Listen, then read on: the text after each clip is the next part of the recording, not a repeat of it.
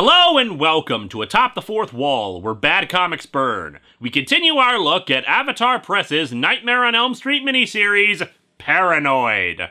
Last time on Last Week, the adults of Springwood, following the plan set up in Freddy vs. Jason, are suppressing knowledge of Freddy's existence to keep him from infecting the teens of the town, both by denying him directly, as well as drugging kids with Hypnosil. Unfortunately, Freddy has already managed to break through enough times that the kids are talking about him, in particular Claire, whom Freddy wants her to tell all her friends about him. Claire has resisted until now, but her friend Donna has just been killed by Freddy in an incident that also managed to destroy the last Hypnosil shipment the kids would be receiving for a while. Mind you, I don't see why anybody's worried. Freddy only attacks teenagers, and clearly these people are all at least 25 or 30 years old. So let's dig into A Nightmare on Elm Street, Paranoid number 2, and see what poorly drawn ways Freddy will be killing people this time.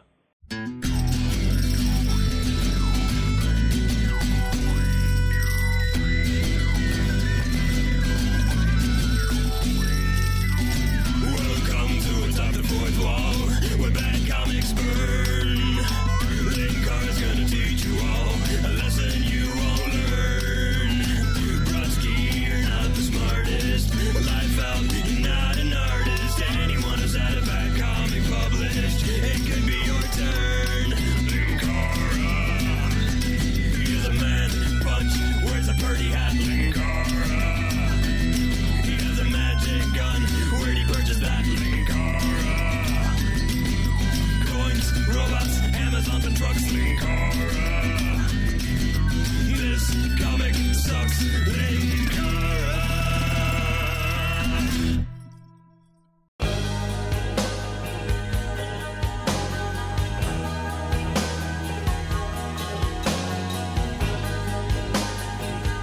The cover is okay, but there are a lot of things that just confuse me. It, of course, is as overdrawn as the first issue, with cracks on the lampposts that would probably stand out more if not for the fact that the exact same lines are all over the metal of the lamps and on Freddy's glove. Also, Elm Street is not the name of the damn town, so why is the sign for it so friggin' elaborate? It's never looked like that in the series, because it's a regular damn street sign. For that matter, a bit nitpicky, but why is the street sign above the street lamps? Like, clearly several feet higher. Shouldn't it be relatively level with the lamps so people can read it when driving? And you know, while the fifth movie gave us Super Freddy, I think this makes it clear it's Spider Freddy. The alternate covers are no better. Overly detailed, very gory. There's one where Freddy is ripping through some kind of red sheet, probably the best one, but I have no idea what the sheet is or what's going on behind it. Anyway, we open where we left off. Donna dead, a fiery inferno of medicine,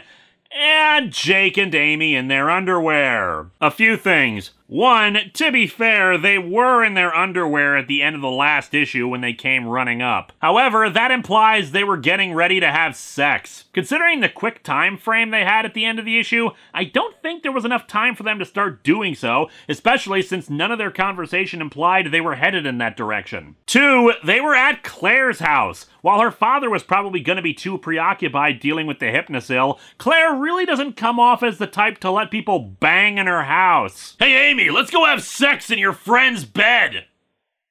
It's not weird, is it?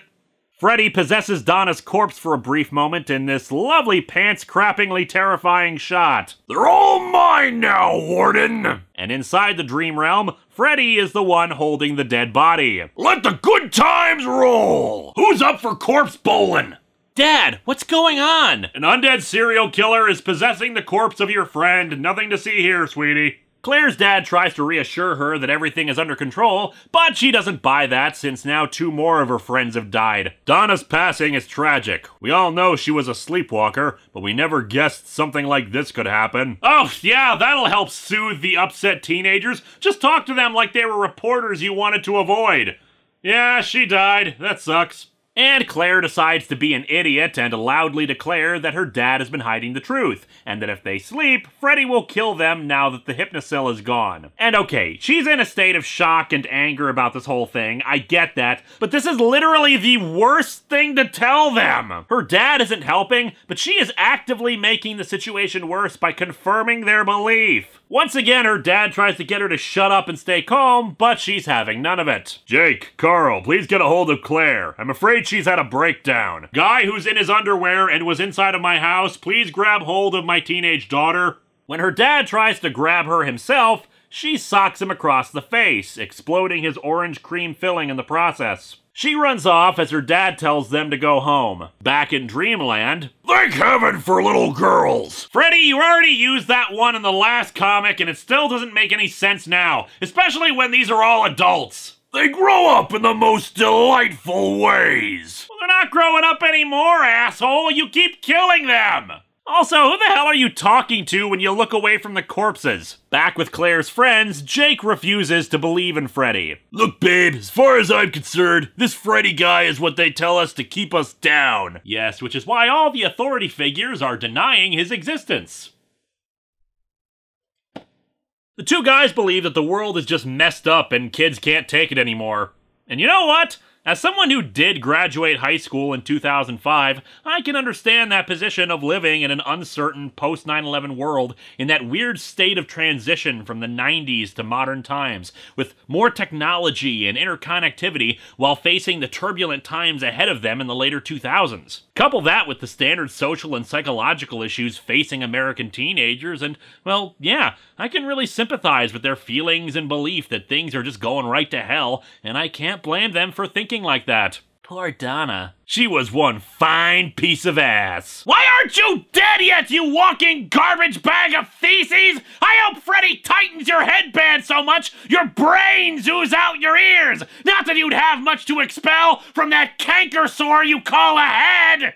Carl chases after Claire and finds her in a park. He points out that the cops are looking for her and they need to keep moving. However, fog starts filling the park. Oh no, they're in Silent Hill downpour! Run, kids! The cop cars are full of monsters! Carl says he believes Freddy is real. You do? Yeah! You make me want to reach out and touch someone! Okay, people explained how the joke against Tia last time was a racist thing, but does someone want to talk me through I believe you to I want to touch someone? Claire gets woken up by the real Carl, who really does believe her, and the two head off. For some reason, Amy is at Springwood High taking a shower in what is legitimately one of the most disturbing moments of the comic. Kind of similar to the mouth needle punctures in Nightmare 3. Amy's arm cuts start talking to her, asking her to make more of them. I had just assumed Freddy had cut her in her dreams, but the implication here is that Amy is actually suicidal, and the idea of the wounds asking for more is pretty messed up. It's horrific. But any kind of praise I could give that is immediately thrown out the window, because they paired these disturbing panels up right next to a fan service shot of her showering. Thanks for reminding us that these are not actually characters, but mannequins with blood inside of them. And even then, if you're gonna do fan service, why are you censoring the nudity in a mature reader's comic? Why is she at the school? It's not because of the dream. At the end of this sequence, she is legitimately at the school showering. How did she get in? Why did she go there instead of going home? In any event, she runs into the gym where Freddy and the two corpses are waiting for her, demanding she do a dance routine, which I guess is her thing, not even ever really established, or he'll slice her neck. She does so, but eventually slips and falls. Freddy calls for the scores, and it's all sixes. Lost again! Considering she's the only participant, I think she kind of won by default. Freddy hands her a knife to cut herself, but she just aims it right back at him, allowing him to come up behind her and slice her arm himself. Aw, Amy, you're such a cut-up! Okay, better pun, but then why did you even bother handing her the knife? Did you really think corpses giving her a bad score in a dream dance in her underwear was gonna make her so depressed that she'd self-harm? For some reason, Claire and Carl show up at the gym, where Amy is lying in a pool of her own blood. She's dying from blood loss, and oddly has cuts on both of her arms now, and she admits that Freddy is real right before Jake and douchebags show up. Oh yeah, that's kind of another subplot completely unresolved. Jake has been abusing steroids, and the implication is that he's really kind of an asshole to Amy. So thanks for taking out the self-harming abuse victim comic. Why even bother setting up story threads if you're not gonna do anything with them? In any event, Jake is of course shocked by this, but Douchebag, referred to as a Sea Dog, probably short for Crap Dog, has a gun and pulls it out, thinking they killed her. Of course, he's a terrible shot, so he just runs after them while continually missing, but is punched unconscious by the school security guard. And finally we get to his dream so he can be killed! Some of you may be wondering why I'm decrying Amy's death yet so gleeful at Sea Dogs. The thing is, sometimes good characters die, and it sucks because it's a tragedy when most of them are likable and you want to see them pull through. What's worse is that there was clearly something more going on here with her character that the writers didn't care to actually explore. Just use it for the basis of exploitive imagery and a cheap joke. Conversely, Sea Dog started as a cheap joke. The suburban white kid who speaks and acts like a stereotypical black guy. He is nothing but an annoyance, and the writers know he's annoying. It's why they created him. And it's really frustrating that this character has lived for so long and offers nothing but the fact that he is clearly a 40-year-old man running around high school and speaking in a way that is more than a little iffy, while a character who might actually be interesting is discarded so quickly. In any event, Sea Dog finds himself in a disused diner where the over-detailed art style kinda works, same as the gym. With the gym, we saw it be equally disheveled and full of dirt and grime and garbage, and then we saw it in pristine shape. The same thing happens here with the diner, wherein it looks like it's in terrible shape just because of how much detail there is. Mind you, these have been the only times this looked okay because of the contrast, but let's move on to Freddy Krueger's pimp outfit. Because let's face it, Freddy Krueger is not really known for possessing dignity. I'm here to congratulate you! You've been dying to use your gun, and you finally have! Just like all the OGs you admire! Tupac's got nothing on you, huh, Sea Dog? No, people liked him. Yeah, man, that's what I'm talking about! Yes, listen to the words of the burn victim who dresses like the Mad Hatter on Christmas. Like, seriously, another point to how idiotic this character is. Not a hint of fear from seeing Freddy or anything like that.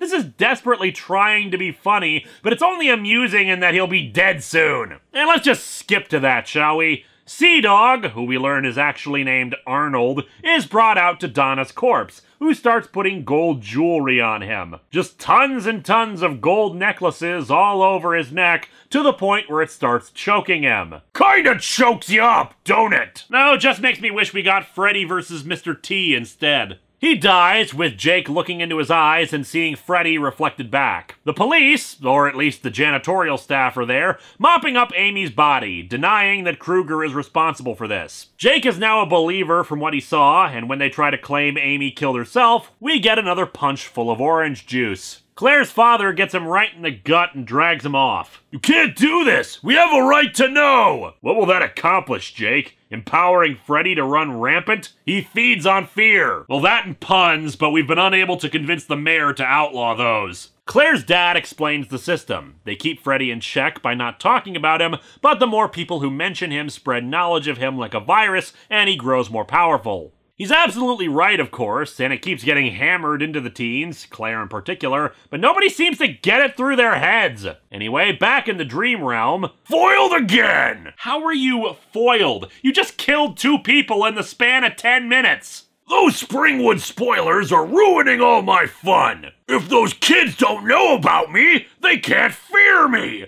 That ain't fair, Ma! What is Amanda Krueger doing in the background? Yeah, it's replaying how Freddy was conceived, but why is that here? Especially when the last time we saw her, her soul was containing Freddy. How is he able to do this to her, and what's even the point of this happening? Carl and Claire spot Jake being driven away, which was in broad daylight and is now night again. Has a whole day passed between the truck crash and now? There hasn't been any evidence until that of any kind of long time transition. Anyway, this somehow causes a...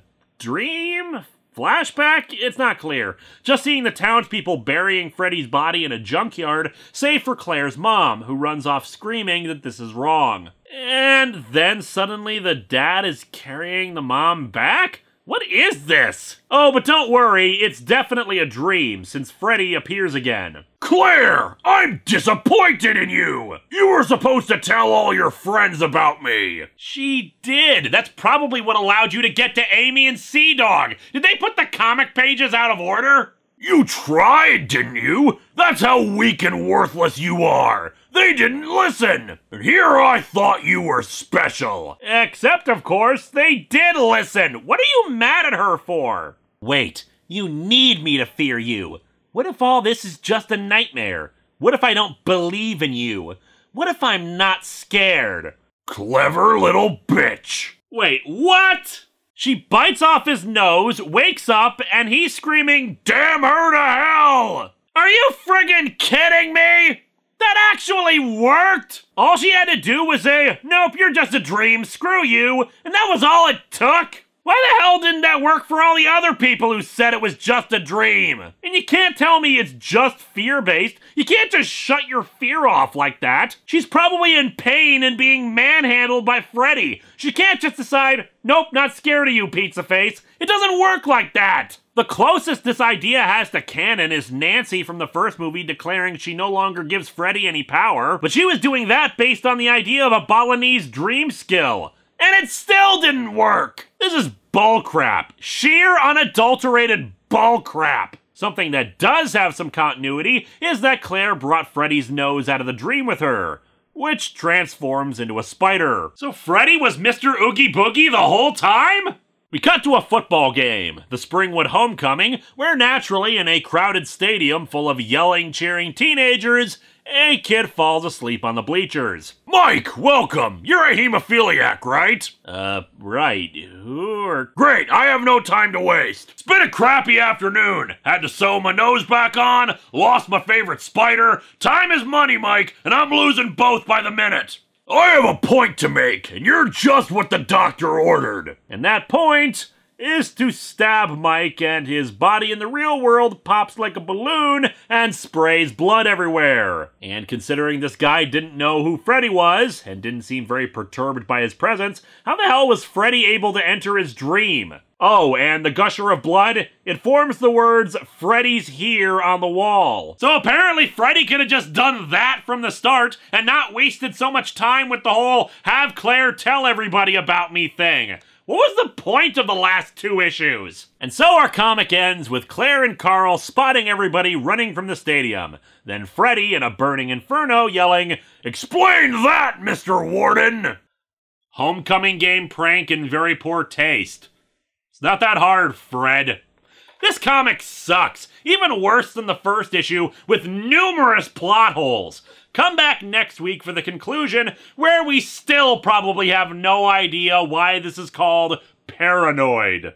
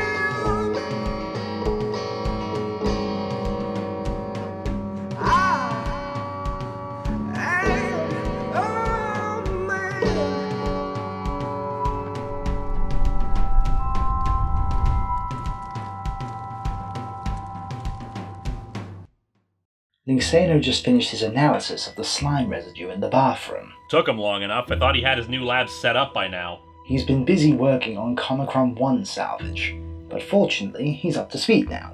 The substance is ectoplasm. Ectoplasm? Ghosts. Have you guys considered not reviewing horror stuff in October? It seems to be a magnet for this kind of thing. Why is it so loud down here? What's with all the laughter? Yeah, that's just Moarte. He's annoying like that. Why didn't you tell me I actually had 6 or 7 roommates? Viga, what do you know about the history of this house? I know the last people who lived here died, but that's it. And I checked the history of this place before we moved in. No Indian burial grounds or moved cemeteries or anything. It's just a house. What's going on? We have evidence that there are ghosts in the house, and they're probably not friendly.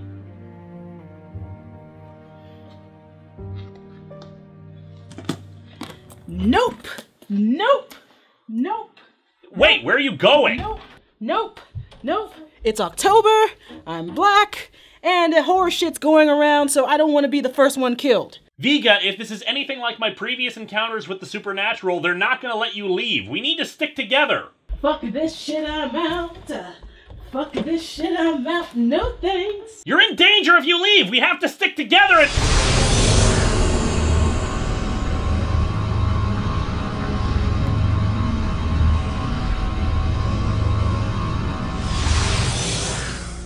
What the hell was that?